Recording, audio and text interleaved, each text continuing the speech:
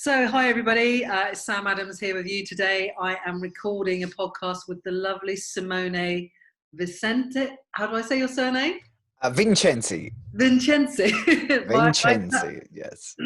As you can probably tell from the accent, everyone that's listening, Simone Vincenzi is Italian, correct? 100%. 100% Italian, yes. 100% Italian. So, I mean, I know you and I know a little bit about you, and obviously having met you as well, but obviously people listening won't be maybe so aware of who you are. And rather than me kind of list out your exploits and who you are, maybe you wouldn't mind introducing yourself, Simone. Yeah, absolutely. First of all, thank you very much for having me on the show. Pleasure. It's a pleasure to be I was here. really honoured that you said yes, quite frankly. Is this great? I love doing podcast interviews. So I absolutely love it, and I don't take for granted everyone who's listening. So thank you for listening as well. Regarding the bit of my background, we run 3 companies at GTex. One, we help experts to become authorities in their field. Then we run a sales training company for recruitment agencies, and also we invest in small businesses, particularly in the recruitment space, to help them grow and sell. I take care mainly on the side on the turning experts into authorities, where we run like more than 200 events every single year, trainings, online courses, and so on. And I write for Forbes, Entrepreneur magazine, Huffington Post. In particular, because I'm passionate about business, and I'm passionate about giving people a voice. Yeah. And the reason why I'm passionate about it is because I believe that everyone has something that they can be known for. I believe something that they can do to impact others. In particular, in the business world, when you are in business, you are impacting not only your local community but your global community. Yeah. But at the same time, it's quite difficult to be seen. I mean, it's a world where it goes 100 miles an hour, no mercy. It doesn't wait for you, and it is our responsibility. We are talking about responsibility here. It's our responsibility to show up every single day, whether it's comfortable or not. I'm always talking about that a lot when I'm talking coaching stuff and posting stuff in my Facebook group. It's like, on the days when you don't want to do it, you still got to do it. I saw your post recently about was that a run that you did with the I did not. I felt like I think that was on Sunday, and I didn't. It was on Sunday. Yeah, it was on Sunday. And it took every ounce of strength that I had to get out there and go for a run, and I really forced myself to do a really long run, because I have this, and you've probably heard this before, it's like when you least want to do something, that's when you need to do it the most.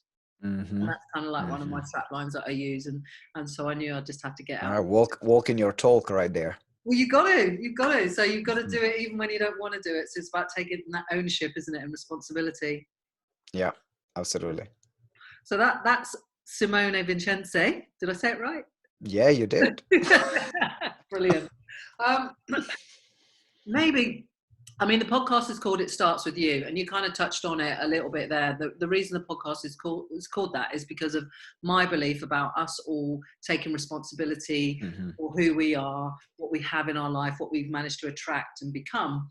And that can be quite uncomfortable for some people to sort of take on board, even myself in the past, because you think, well, that might be XYZ's fault, or this happened to me as a child, or do you know what I mean? And you want to blame and complain about other people, but that's very disempowering. And what I try and encourage people to do is to take the responsibility, to take ownership, understand that it starts with us, our attitude, our actions, and our decision. And if we can do that, then we empower ourselves and we put ourselves in control. Because when you think about it, if you blame other people for your circumstances, then you're not in control. So that's kind of why I called the podcast It Starts With You. Ultimately, it's about mindset and personal development, which I know you're big on, and you do motivational speaking as well. And if I say it starts with you, what does that kind of that line mean to you when I say that? Does it kind of conjure up similar things, or Yeah, absolutely. I think that everything starts with us. Mm. Um, there are moments, as you mentioned, where it is easier Yes. to accept it, and other moments where it's easier to point the finger, Yeah. and blame others in any situation. I mean, Mm. but at the same time, it's great to have the awareness that no matter what life happens Mm. to give you a lesson, and happens because of you, what happens through you, depending on how we see it. Mm. And that's why I believe that it starts with you. I remember that when I wanted to start our business, GTex, which we are in our 8th year Oh, now yeah. of business. Brilliant. I started when we were 23. Oh, And okay. and you know, it. I remember having a lot of conversations with people that wanted to start a business Mm. in whether in the coaching, personal development industry, but also other industries. Yeah. And it felt like they were always waiting for like the right time.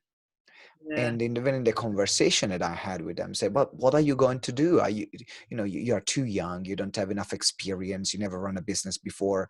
You Yeah. only worked in a restaurant, in the catering industry." And I had a good career there. Don't get me wrong. I was managing Michelin star restaurants since I was 19. Started working in a restaurant when I was 14. So by the time I was 22, I already had an 8-year career, No, almost brilliant. like full Wow. time. So um, I've learned a lot during that time. I was managing restaurant. I was in charge of teams, a really large, important restaurants, because Mm. I loved it. And but it's different when you're starting your own stuff. Absolutely. It's Scary. different. It's Yeah. scary. Yeah. You don't have the security of having a salary, but at the same time, I knew that if I didn't start there, like when, it's never going to be the right time. There So is you always sort of going. understood that at a really young age then, really, compared to a lot of people, because, I guess I think that in this, I had this is one of my strengths. I mm, always had it. mm, I wouldn't wait for people to do things. I would do them, yeah. and then other people will pay the consequences.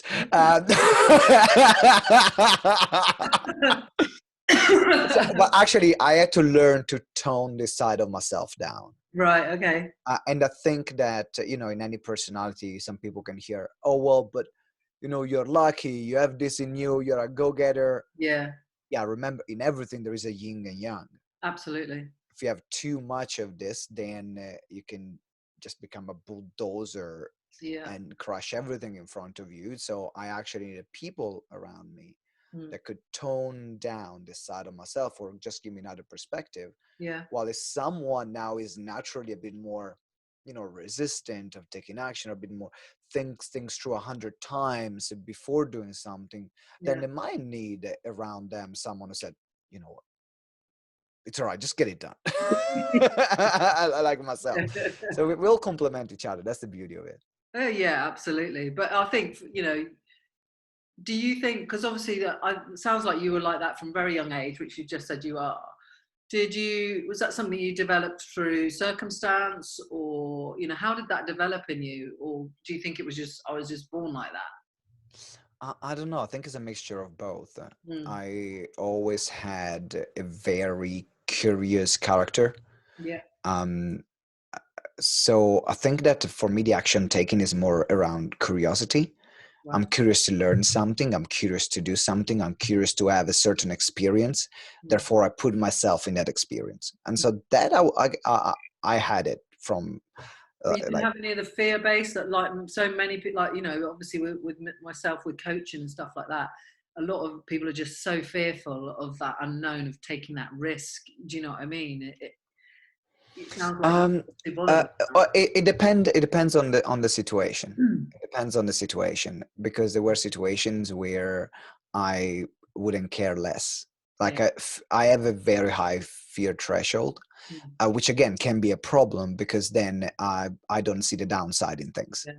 Yeah. So, but I guess I had to develop that side when I was 14, but I think probably even before, because of the situations that I had at home when my parents split up. Mm. My father used to drink, and I think I arrived to a point where I I made the decision that I couldn't rely on anyone else, Right. Okay. which was not a really good decision to make, but was a decision that got me through that particular moment in life. Yeah. Sure. In Sure. fact, growing older, but growing up, I had also to deal with that, Mm. because then I had a lot of trust issues. Sure. Because Yeah. now, then I was like, okay, if it has to be, it is up to me, and that's it. There Yeah. is no one else. Yeah. Which that doesn't work when you're running a business at all. In particular, when you have a business partner, doesn't work in relationships, doesn't work in any other situation. So it was a protection mechanism that I think increased that side of my character, if Yeah. that makes sense. Yeah. No, absolutely does make sense. Because I think I read somewhere that were you not homeless at one point? Was that? Yeah, Yeah. So I don't know. Was that before? I'm assuming that's before all the GTex and everything like that. Was that I before? was at the very beginning. At the Was very it? beginning, yeah, because as I said, I can be make some stupid decisions sometimes. And one of the stupid decisions I made was to start my business without any savings or any form of income. Right. Okay. I was In at the deep 22, end. right? And but I didn't even know how to sell. I didn't know about marketing. I just said I'm gonna be a coach Okay. at 22. That's it. That's all I said. So I quit my job and I said, okay, I'm gonna be a coach. Yeah. Um, yeah, that didn't work out. And so I was too proud to go back to my mom and ask her for money for rent, because she was in Italy, and I was here in London. I made it. I was very arrogant as well, Yeah. and it was I basically decided to make myself homeless to keep working on the business, keep working on my studies. Right. So it was a conscious decision. So when I say I was homeless by choice, because I could have always gone back Right. in the catering industry. I Sure. knew that was almost my backup plan, but Yeah. I didn't consider it. And I said, I want to do everything, whatever it takes to make this work. Yeah. And in a hindsight, it wasn't like I could have just had a part-time job and get my rent cover and build my business in that Yeah. way. But hey, I made a decision, and I had a lot of interesting experiences, and it helped me grow. It helped me grow a Threw lot. everything at it, basically. Yeah, you know what I've learned from that experience, which I think is the thing that is the sense that no matter what, Mm. I can just live. A lot of fears are based on survival. Absolutely. And Absolutely. so knowing that I can live with Mm. £5 a week, Mm. and knowing that I can do that, or I don't need to have a house, like a roof over my head to live, that takes away a lot of fears. Yeah. um, because I know that no matter what, I'm going to be fine. Now, things are different now that I have a wife, Have very different. responsibilities now. And now I have a responsibility. So there is another level of fears coming in of, but now if something happened wrong to the business, we lose the house, where are we going to stay? Now it's not me anymore, and then I'm going to have kids. So that's why I say the fears are always evolving. But Mm. personally, that's also why I can take a lot of risks, because I just like, no, I'm going to be fine, Mm. no matter You've what. been sort of at that extreme end of it. You survived, you coped, and Exactly. you obviously must have had a lot of faith, I guess, in your business idea and desire, because I think you must have had that in order to just go, right, oh, I'm just gonna give up my job, give up my apartment or wherever you I were living, did. I did. literally, was that a massive desire, a massive vision, and you were just like, I'm just going all in. I was. I had a lot of great people around me always. I'm very blessed. Very, very blessed. Your vibe attracts your tribe, though. I'm blessed. Yeah. Well, that's true. I mean, it's true, but Yeah, yeah, I feel blessed because um, like I had a lot of great people supporting me yeah. from a very young age. Because don't know if it's because of my attitude as well, Mm. but I always had mentors, and I remember when not official mentors, but people that stepped in, Mm. like as a father figure as well, where I didn't have a positive one. Mm. Um, and I remember even when coming here to the UK, was actually the person that was running the restaurant, is the person that saw me in Italy and say, "Hey, do you want to Oh, come and work for me in the restaurant?" yeah, That then said, "I think you're wasted here. You can do way more with yeah. because of the person Excellent. that you are." Yeah. And he introduced me to the world of personal development. I wasn't. I think I read 5 books because I had to before the age of 22. I mean, Right. I didn't like studying. I was very curious, but only curious about the things that I was interested in. Yeah. And that doesn't work really well at school. No, I know from better experience as well. uh, and so when this person is called Pietro Fraccari, is a great man, one of the, like, one of these people that you just want to be around with all the Yeah. time, No. that they emanate such a light and the Yeah. joy of life. Yeah. And he was a great inspiration. And when he started introducing me to the world of personal development, to some books, and Yeah. started going, there are the seminars you can attend, then I felt it was the right thing for me. It's very difficult to explain, but Mm. I don't know if you had it as well, where I felt this was the right place for me, and that Yeah. was the path for me. Yeah.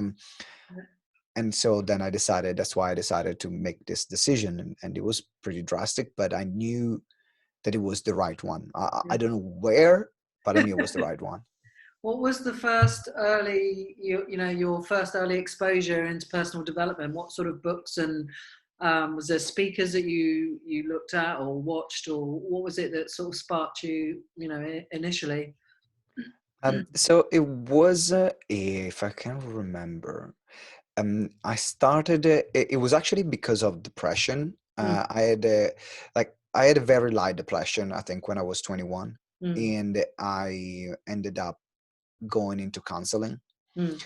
Um, I um, I don't really know how I ended up there, but the counselor then told me to read certain books. And Okay. because my English was very limited at the time, because I Yeah. just arrived to London, then I started going and reading Italian blogs. And I remember one which is still running. It's called Più che puoi. It means more than you can. Oh, okay. And I started reading, and I found it fascinating because I've always been interested in mind. I've always been interested in philosophy, Mm. how, like, psychology. Yeah. These were the things that I was naturally interested in. In Ah, okay. fact, when I tried to go to uni, I did philosophy for about 6 months. Yeah. Um, and so it was very aligned with the studies that I had done and things I was interested in. And that's why I got into that word.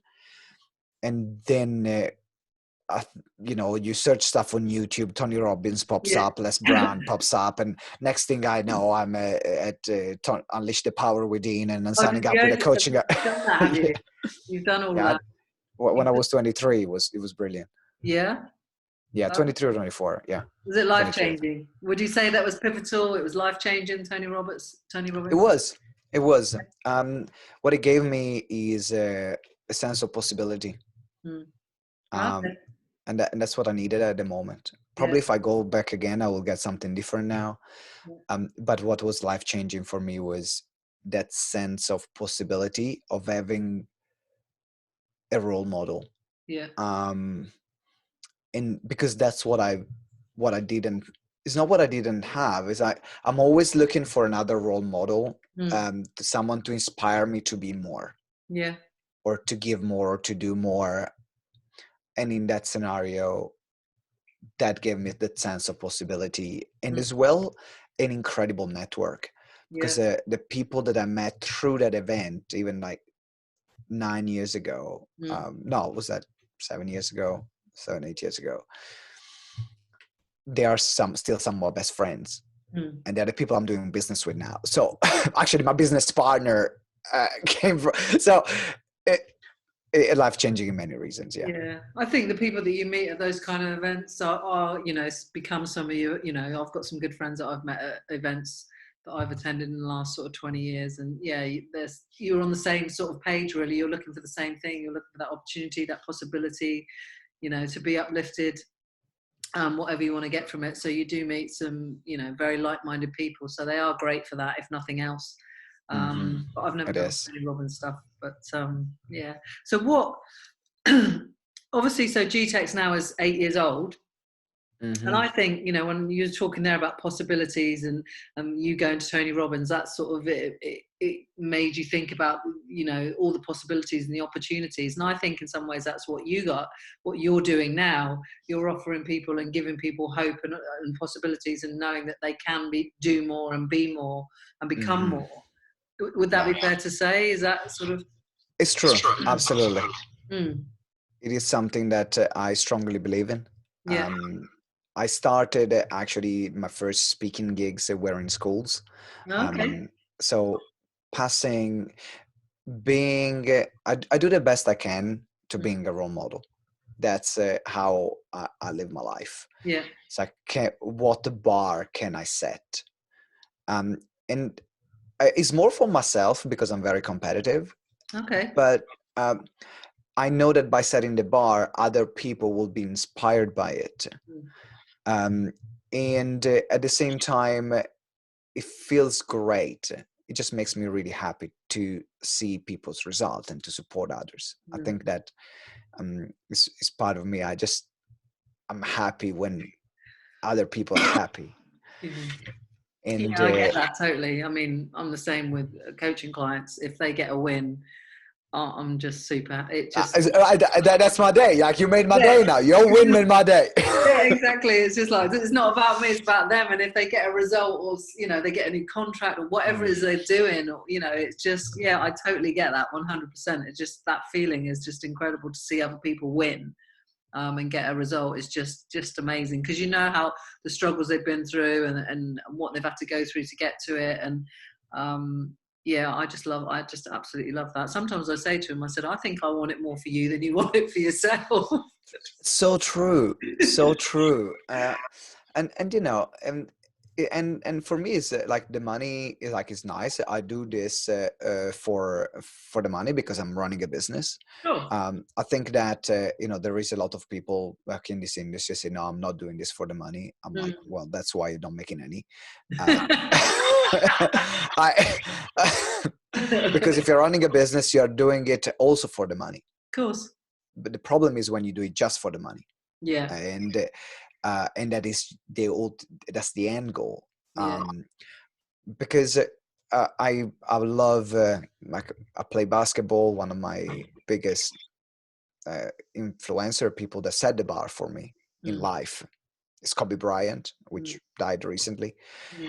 Is the person who inspired me to play basketball when I was a kid. And is the person who set the bar compared to a lot of other sportsmen. He has 5 NBA rings and an Oscar. I didn't know about the Oscar. He won an Oscar because when he retired from the NBA, he created a company, a design company for animation. I never knew one that. Of the movies that they've created won Oscars for best design. Oh wow! Okay. So, and he said that the end goal, like what you fall in love with, is the process. If you fall in love with the process, then you're fine. Then you whatever, like you don't even care about what will happen or not. It's just enjoying that journey. And in fact, I think my mindset is it will all that I want will happen. I just don't know when. And I'm in love with the process. I'm in love with the good days and the bad days. Yeah, and for me, that's the ultimate. I think for people, it's because we, in the past, before I was in sort of coaching and speaking and trying to become a speaker, as it was just sort of, I didn't necessarily enjoy the process. It was about the money. Whereas now I love coaching, speaking and mentoring and helping people. I just love it. And, I get paid to be a coach, which is great. But I'm enjoying that process. Like I had a client on Sunday night and I just spent 3 hours with them. It's supposed to be like an hour meeting, but it was just like, I was just, and it was just so enjoyable. Yeah. And then, Monday I spent some time with people and it was just so enjoyable. And it just sometimes you think, oh, it doesn't really feel like work.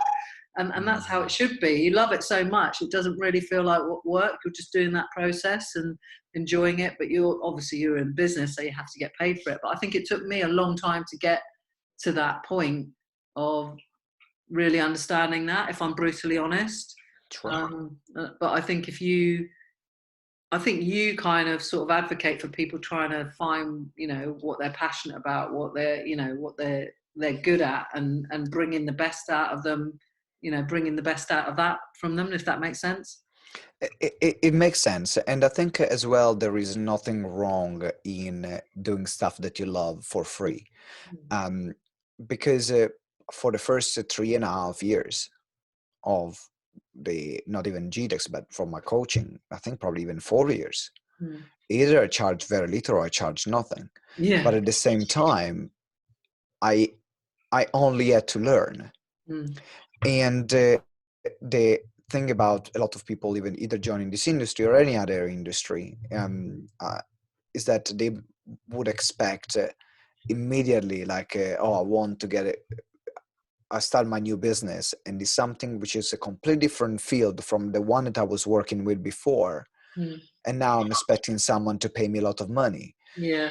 I'm like, why? Why should they pay you a lot of money? If you already had a background in a certain career and now you start your own business with the same thing, now you leverage from the background. But if you're doing something completely new, it is important that you spend time learning, developing, growing, even proving to yourself that you can charge for it, that you're actually good at what you're doing, that you can get results for your clients. It's like this.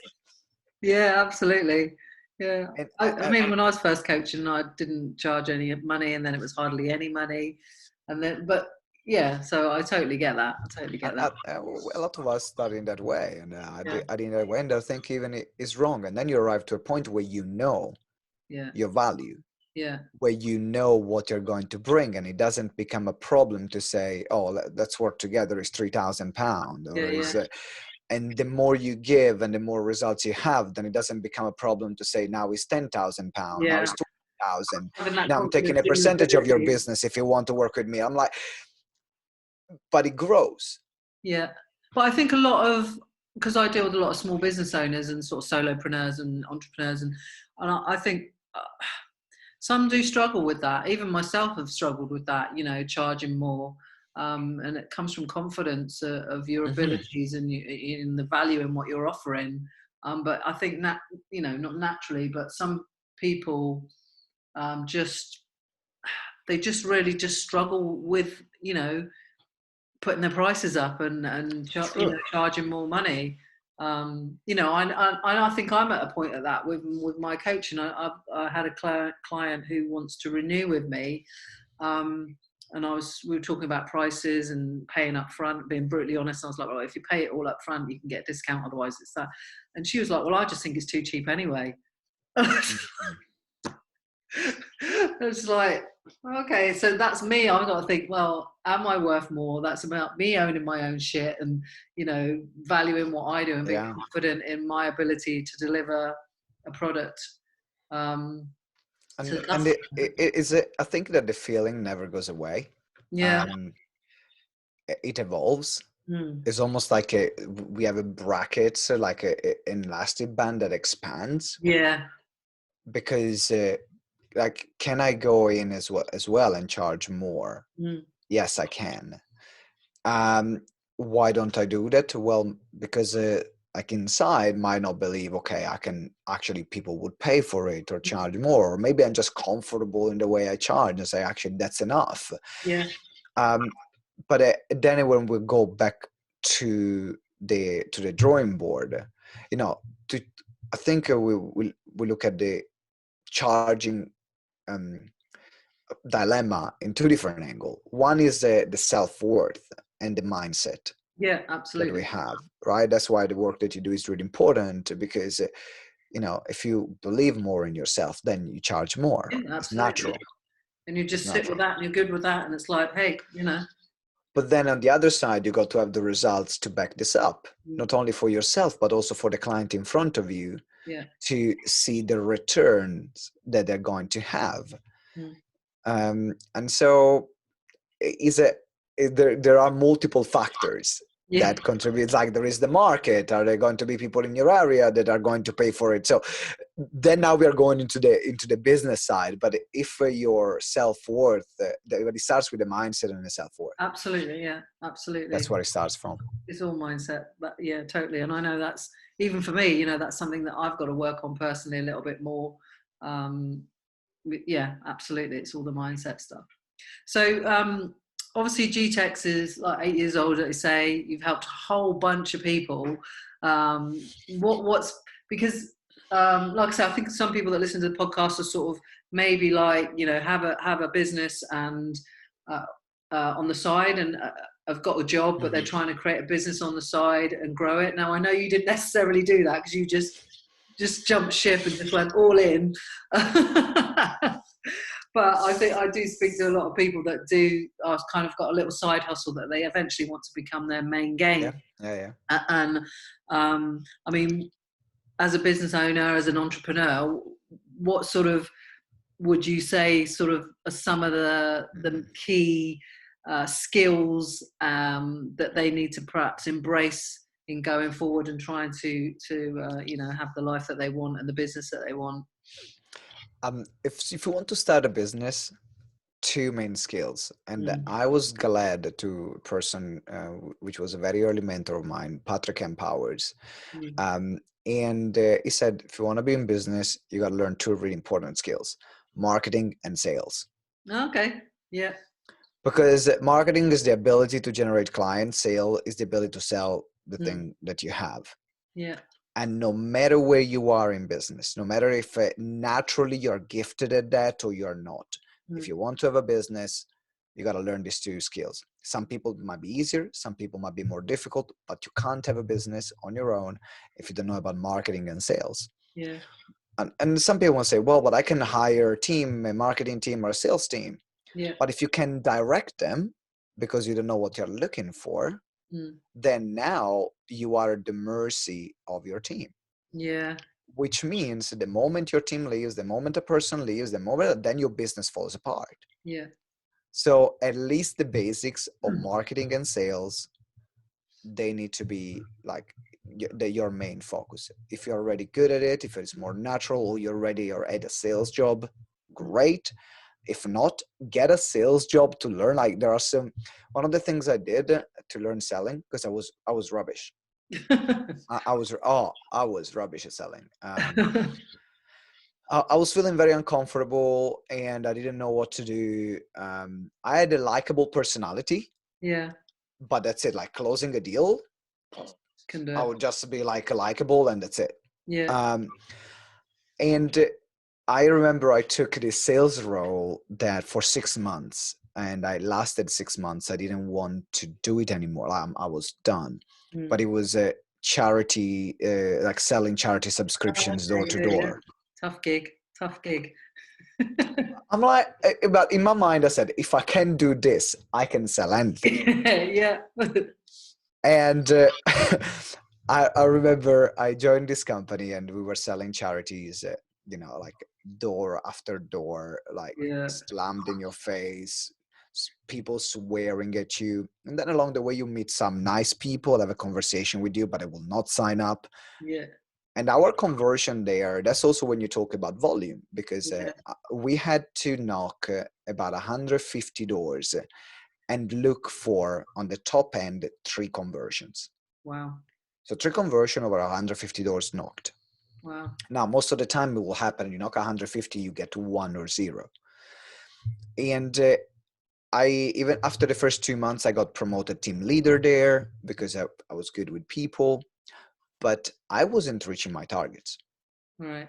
And they kept me there for 6 months, not because I was good at selling, but because they could see how hard I was working. I was doing extra shifts. I was staying longer hours. And also I was looking like I was always asking questions. So they kept me there for that reason. And I never in 6 months reached my weekly target.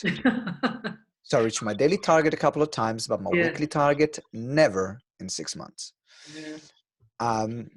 And in my mind, I had, like, I already knew I was going to quit, so I already gave my notice, but that was my last week. Yeah. And I said, you know what I just want to do is to get my weekly target. Even if it's the last, I want to leave and say I've done it. Just once. So I had a good start of the week, but then it slowed down during the midweek, and then it was Friday, and I think it was the last like 20 minutes of the shift, and I was one short for Oh reaching my weekly no. target. I was one short. Knock a couple of doors, nothing.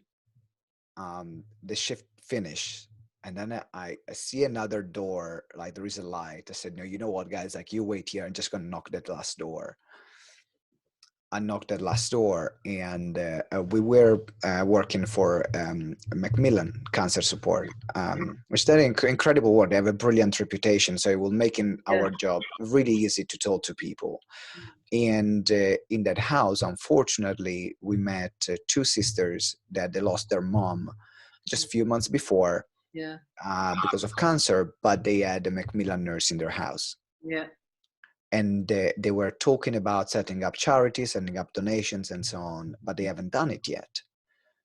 And so I ended up actually having 2 subscriptions in that particular door, and not only reaching my target, but exceeding the target. So, Exceeded it. There you go. but for once, and I guess, like, if you're looking at the lessons from this experience, is that when you are in business, you got to talk to a lot of people. You got to talk to a lot of people. If when people say, oh, I don't have enough clients, how many people did you pitch to this week? 2 or 3. That's why. Like, I got to pay. I get to keep things going this way. I got to pitch to about 100 people each week. Now you can see, so the volume part, it was really important, but also the other things that I've learned from this experience is that the moment where where you're there and it's almost like you're not getting it, or things are not going the way you want, it's just a matter of keep pushing. Yeah. It's not pushing to the breaking point. I'm not advocating that. But what I'm saying is just keep going the extra mile, because you always get rewarded. You get rewarded in unexpected ways, but you always get rewarded to go the extra mile. It's that tenacity, isn't it? It's that, that keeping going mentality, which I think I'm quite good at. It's probably one of my strengths, about just not giving up and just keeping going. And that comes down to mindset. And, one of my lines I always use is, there's no business development without personal development. There's no, business growth without personal growth. And that's about that mindset of keeping going and being tenacious. And I think that, that for me in business, that's super important, and building up that resilience. You absolutely need that as well. What's been the biggest challenges then? What's been one of your biggest challenges in these last 8 years, and how have you overcome it? Where should I start? everybody says that. In the last 8 years or 24 hours? Just one big one, and how you've overcome it. Everyone says that. It's like, oh, where shall I start? Yeah. One big challenge, I think, in business, to find our dynamic with my business partner. Right. It was tough. Yeah. It was tough. We are very similar in terms of some, like, in terms of personality. Okay. And we can be both very emotional and very impulsive. Okay. And it was a challenge because there were a lot of times where we just couldn't see each other, or like he was doing his own work, I was doing my own work. It was almost were like running to separate businesses. Right. Okay. Um, but we always had that thing of what, no matter what we are going to figure out. It's almost like being in a marriage. Mm. That's Yeah. what happens when you're in business, in partnership in business. The business partnership works if people are committed to it, Mm. but committed beyond what feels logical or reasonable. Right. It's almost like in a relationship, you will do whatever it takes to make it work. Of Mm. course, there is a point where you got to stop it, Yeah. like if it becomes toxic, but Yeah. you don't stop at the first or second or third glitch. Like you give it everything you got, and then you can Yeah. say, okay, I've done everything I could. And that's what we did from his side and from our side. There was always this commitment to, no matter what, figure things out. And so even if it was one of the biggest challenges in making it work, it was also one of the most rewarding and parts, because we know that we can handle a lot Right. together. So Smoother sort of partnership now than it was in the early days, then perhaps. it is, but we are two like fiery emotional people. So Is he Italian as well, or she? no, he's British. He's British. Okay. But it could well be Italian, actually. It could well be Italian. You're And known so for your passion. we, like, what we know is that it's not going to be smooth, and Yeah. we are okay with that. We're always going to have our fiery moments, but we also know that we can 100% rely on each other. Mm. So instead of looking at all the perfect relationships, we know that we're going to have things that we're going to argue with. Mm. But at the same time, we know that we're going to be there for each other, and we're going to find a solution together. Sure. That's great. Uh, do you think, sort of over this 8-year period, then, have you had to sort of work on maybe sort of your emotional regulation in terms of your partnership? Because I think something I talk about a lot is, managing your emotions is super important in business and in life. If you can get a grip on your emotions and, emotionally regulate yourself, so instead of reacting immediately to things, responding a bit later on, or ruminating on it before you respond, I think is super important. Yeah, I can say I've made progress. That's what I can say. Way better than I was before. Yeah, well, that's Still a good. lot of room to grow. Yeah, Yeah. I talk about it a lot in coaching. I gotta bite my tongue a bit more. Yeah, but you Or have to learn, because I was talking to somebody just yesterday who's a little bit fiery himself, I think, but he said, like, over the years in business, he's just learned that, to regulate his emotions, one of my friends always says, respond, don't react. And I always just have that in my head, respond, don't react, and this guy was saying, and he's super successful. And he was just saying, over the years, he's just learned that, yeah, to emotionally regulate himself. And that, that's all about personal development, which obviously I'm, it is. super important, And super important. a business is personal development.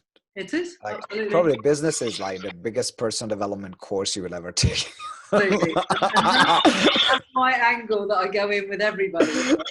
And that's what it starts with you, because it is you. The Mm, business is you. You have to develop. You have to grow. yeah, You yeah. have to find new skills and new strategies, and learn to be resourceful. If you haven't got the skill, where are you going to get the skills from? And it's just about developing yourself. So, yeah, it is all personal development. Mm-hmm. Before we've talked loads, and I really appreciate your time. So You're welcome. thank you. Obviously, you've worked with some great people. Did you set up an event with Gary V? Was that did you get Gary V? Yeah, we had Gary V. So we were not the organizers, but we organized like the back end of the entire Okay. event, the crew members, the organization of it. So we were involved in that part. We did the same thing, and also I emceed for Les Brown. Yeah. Um, we had like Dr. John Martini. I spoke at an event with him. So Yeah. I've been blessed to meet a lot of incredible people in the speaking career I had. Yeah, absolutely. No, I mean, I'm a big fan of Gary V. I hope to meet him one day. Share the stage with him would be super awesome. I know, know Les, who's. Yeah. I think you were talking about somebody earlier on. You were talking about one of those people that sort of just I don't know, they just transmit this just aura and this way about them. And for me, Les is one of those people, you know, Yes. company that Yes. calls me or whatever. I only spent like 10 minutes with him in a green room. So I don't have, I kind of say I know him. And but I can say I felt the same. He's like that. If you spend 10 minutes or an hour or 2, 3, 4 hours, he's the same. He's a So, great human being. So, but John DiMartino I haven't met, and I haven't really read any of his stuff, but I hear great things about him. solid. Did you? Is he? No. Yeah, I really like it because he's very balanced in his approach. Yeah. He Um, seems very measured. very measured, very methodical, and that's why I like it, because I'm the opposite. So it keeps me in check. And you know, even one of the things that I will always remember from his trainings, it was actually an interview that I see on YouTube about him, and he said, never get too excited when you have a win, and never get too disappointed when you have a big loss. Okay. Because it's easy to emotionally get excited when you have something that happens in the way you want. But that also creates an addiction to the dopamine rush that of the success of the achievement. While when you're having a great achievement, remind yourself that it's a good moment, but it's not going to last. Yeah. And when you have a failure or feedback or learning point, whatever you want to call it, remind yourself that it is a moment that is not going to last. Yeah. So no matter what you're going through, is almost like being balanced and not chase one thing over the other, because they are just two different experiences. Yeah. I was listening to a podcast yesterday. It was kind of talking along that similar vein. And do you just quickly, I know so we're nearly finished up, but do you think that, you know, people that really, when they achieve something and they really celebrate and they're like absolutely completely stoked, get addicted to that kind of feeling, that rush, and therefore they're almost likely to be the ones that sort of really can go the other way? Yeah, absolutely. It's addictions. Yeah. Now we are going on the rush, like you said, that dopamine rush of like that. If you achieve something and you're literally like, you know, when you hear somebody who's completely elated that, you know, that they've achieved whatever it is they've achieved, you know, I think sometimes people chase that. Once you've had it once, I think a lot of people think happiness is that almost, and they're chasing that. Of course, exactly. Is so short-lived, but people chase that, wanting to have that feeling, you know, for longer and more of it. It is. It's not that one thing is going to change your entire life. Yeah. You know, you can have, like, life happens in the day-to-day, in the activities. Like, even if, you know, when I win an award or I speak to a big event, it's a great feeling. I absolutely love it, and I'm happy and I'm proud. But at the same time, what makes that happen is all the emails that I'm sending. Sometimes like yesterday night, I'm working on some stuff, on some project, and I have a lot of deadlines at the moment. I was up until 4:00 in the morning, 4:30 to complete a part of work.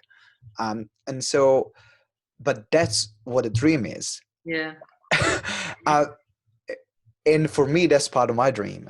Not because I enjoy it, not because I love it, but because I know it's a part of the process to make that moment on social media or that publication or that, to make that.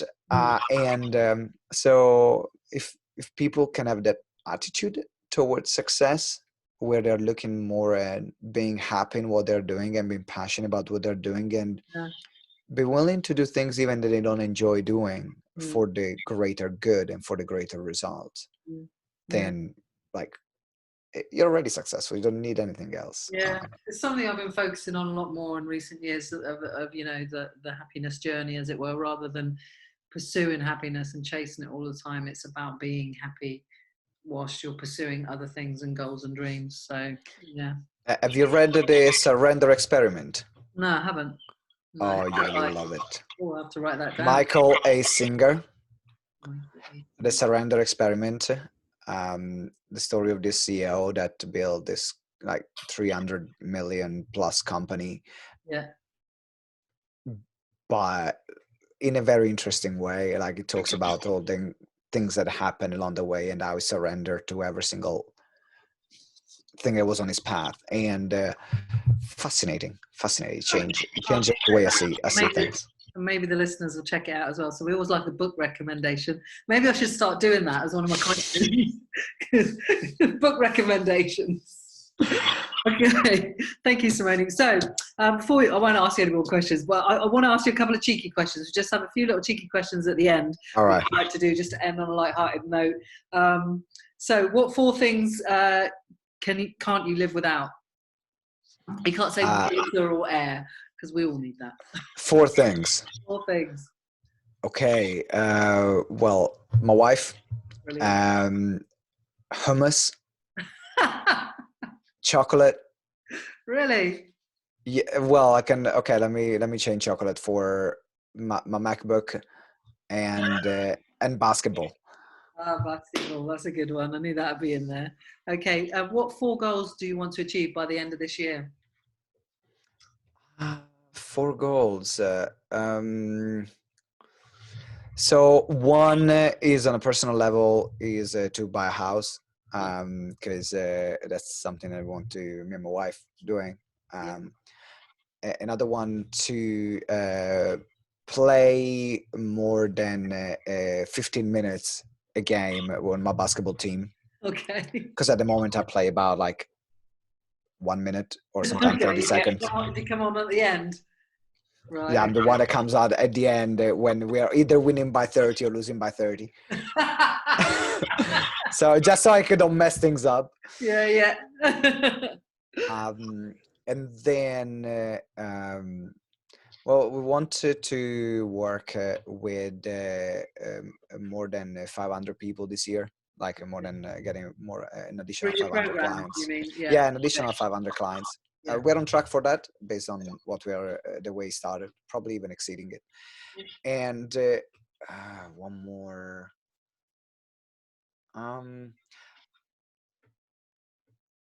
Yeah, outsource more things in my team. In particular, probably like if I left to look at one, getting someone like good at digital marketing in the team to help me out on that side, because at the moment I'm still doing a big part of that, that part of the business. Outsourcing is the way to go. Yeah. So, well, yeah, it's always the way to go. One last one then. How do you describe yourself in 4 words? Competitive, ambitious, caring, and fun, if not under pressure.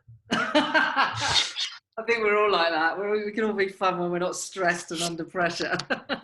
And I'm under pressure, I can become a bit bossy. That's what I've been told. I think, stress can do funny things to our character, our personality, for sure. So thank you so much, Simone. I really appreciate your time today. It's been really fun getting to know a little bit more about you and your business. If people are interested in finding a bit more about GTex and your business and what you do and how you help people, how can they find out about you? Yeah, go on our website, which is www.gtex.org.uk. So www.gtex.org.uk. Yeah. Let me repeat it one more time, www.gtex.org.uk. You can download, we have a lot of resources, like if you want to learn how to sell, you can download the free sales training, or you can take as well a business assessment to see where you are in your business journey, if you're the hobby stage, expert, influencer, or authority stage, and what specifically you need to do to go to the next phase of the journey and your priorities. So then you can find it at the top of the page on our website. Brilliant. Cool. That's super cool. Thank you so much once again. I really, really appreciate it. And I wish you well in all your endeavors. Big things coming up by the sounds of it for GTex this year. There is. Yeah. Thank you, Sam. I appreciate it. Thank you very much. Cool. Thank you so much. Done.